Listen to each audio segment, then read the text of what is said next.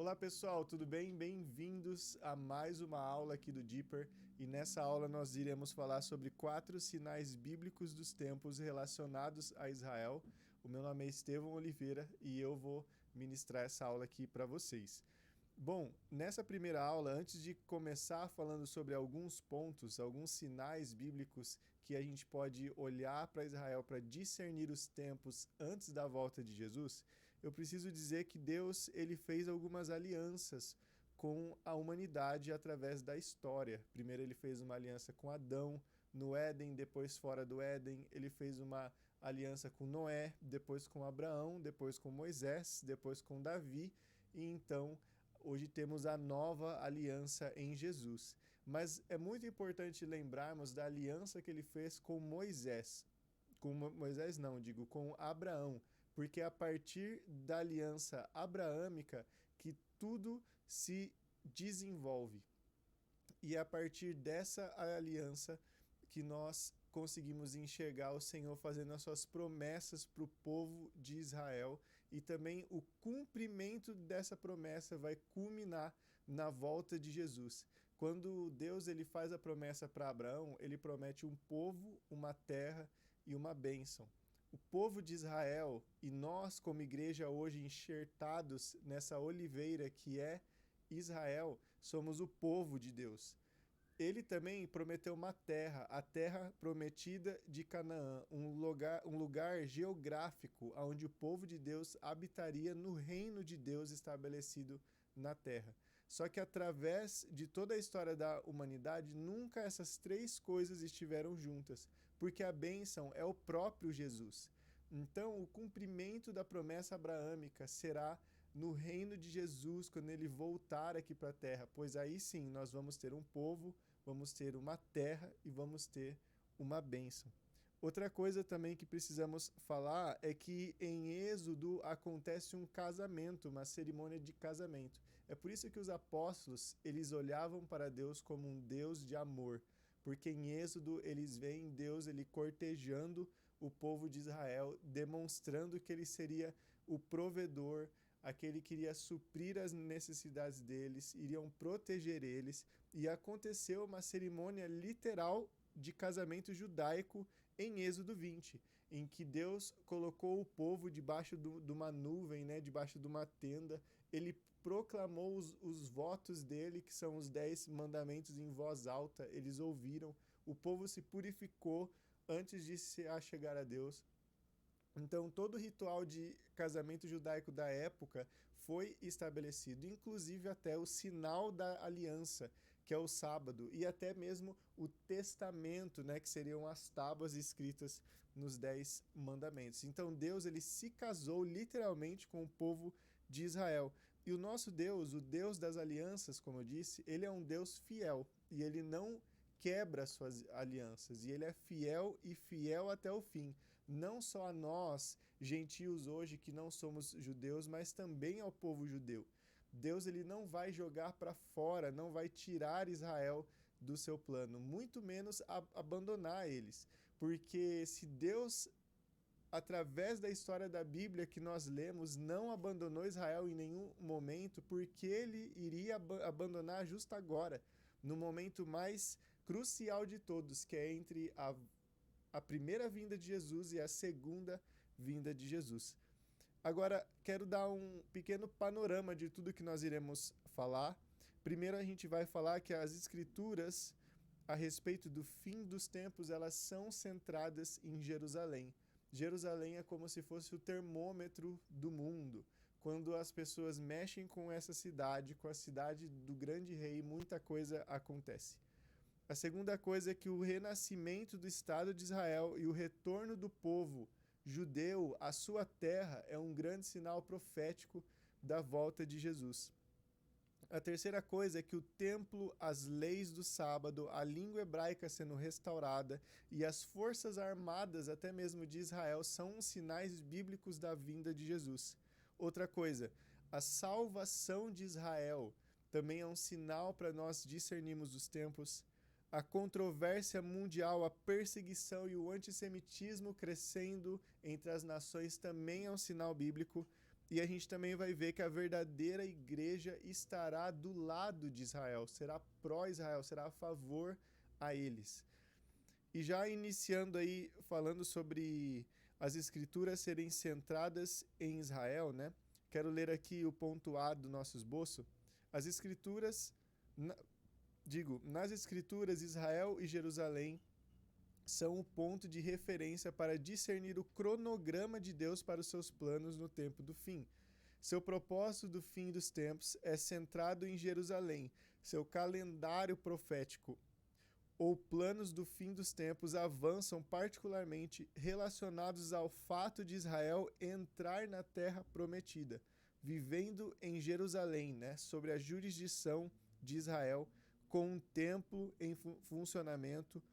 Os eventos mais marcantes na profecia são o retorno dos judeus à sua terra natal para estabelecer o Estado de Israel e obter o controle de Jerusalém. Então, muitas profecias do fim dos tempos relacionadas a Israel são intimamente ligadas e elas se sobrepõem, elas se conectam, elas estão uma em cima das outras, né? E eles incluem Israel voltando à sua terra e estabelecendo as suas leis sabáticas, falando a língua hebraica, tendo forças armadas, né? É muito interessante a gente ver que realmente Israel ele voltou a ser uma nação em apenas um dia, no dia 14 de maio de 1948, e um pouco mais tarde eles conquistaram de volta Jerusalém para ser território israelense, né, na Guerra dos 6 Dias, que foi em junho de 1967. Nenhum sinal profético é mais dramático ou convincente do que esse. Os judeus foram espalhados entre as nações em 70 depois de Cristo, e agora 2000 anos depois eles estão de volta ao lar. Olha só que impressionante isso. Isaías 66, versículo 8 diz: quem já ouviu uma coisa dessas? Quem já viu tais coisas? Pode uma nação nascer em um só dia? Ou pode-se dar à luz um povo num instante? Pois Sião ainda estava em trabalho de parto e deu à luz aos seus filhos. Em Ezequiel 38:8 diz: nos últimos anos ele está falando de Gog, né, o anticristo, entrará na terra daqueles, ele está dizendo sobre Israel, entrará na terra daqueles trazidos de volta e reunidos de muitas nações das montanhas de Israel também, que há muito estavam desoladas, ou seja, estavam destruídas. Foram tirados das nações e agora todos eles habitam seguros. Então aqui mais um texto falando sobre essa restauração de Israel. Em Zacarias 12:6, Zacarias é um capítulo muito importante para nós, porque ele fala sobre o retorno da volta de Jesus, e ele diz que naquele dia Jerusalém será habitada novamente em seu próprio lugar, em Jerusalém, né? Algo muito interessante de eu falar para vocês também é que quando a gente olha para o Antigo Testamento, a gente vê que Deus ele trabalha de uma forma muito peculiar, fazendo algo que alguns teólogos chamam de ciclo de castigo da aliança.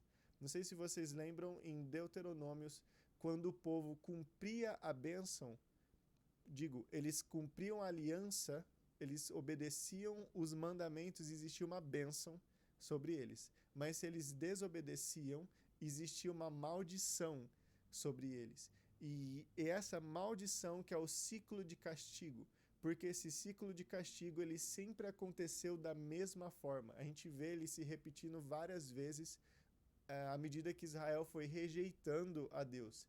E os últimos passos desse ciclo são o exílio, mas sempre depois do exílio, sempre depois que o povo de Israel é tirado para fora da terra, Deus os restaura, Deus os traz de volta à sua terra, né?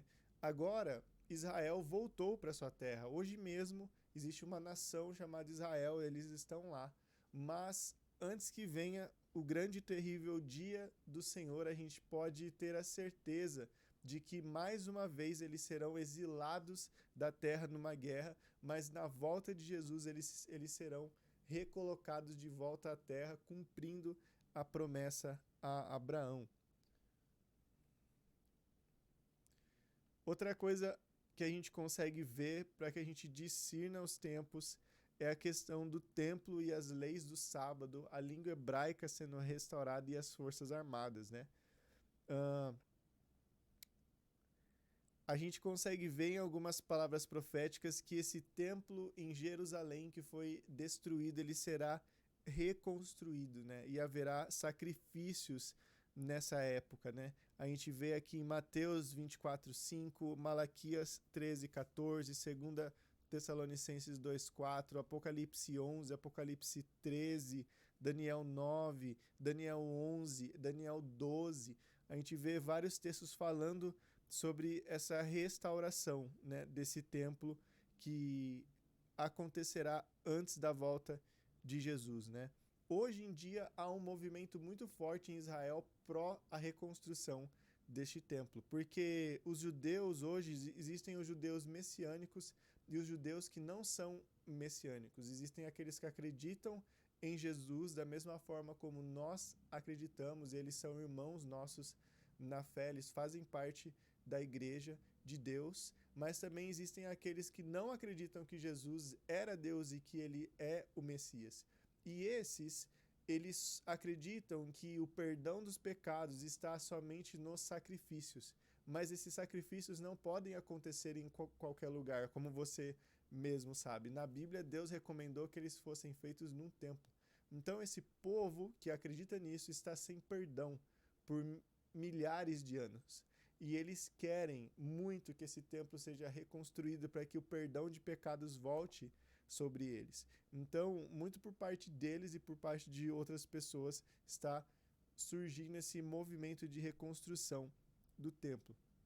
Outra coisa que a gente vê em várias palavras proféticas da Bíblia é a restauração do sábado como uma lei civil no meio do povo antes da volta de Jesus. E o que significa isso?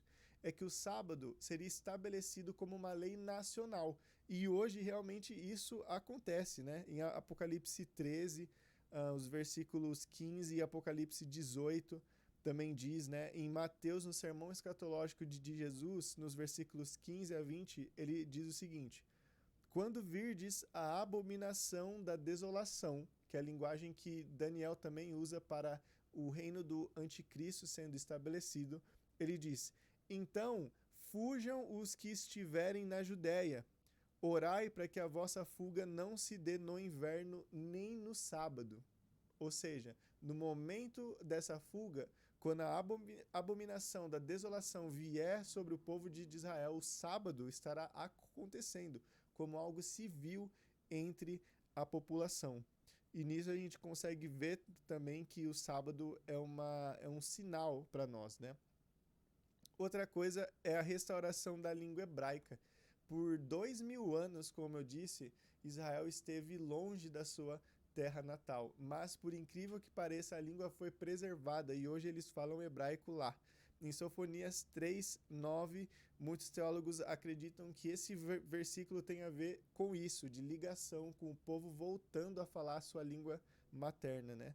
E que diz o seguinte: então darei aos povos uma língua pura, para que todos invoquem o nome do Senhor e o sirvam unanimemente. Ele está falando sobre esses povos que foram ajuntados de novo, né? Eu darei a eles uma língua pura, para que eles invoquem o nome do Senhor e sirvam unanimemente, ou seja, unidos, né? Olhando para uma só coisa. Outra coisa que a gente consegue ver também como um sinal é a questão de Israel ter um exército. E é muito interessante que hoje o exército de Israel é um dos mais poderosos do mundo.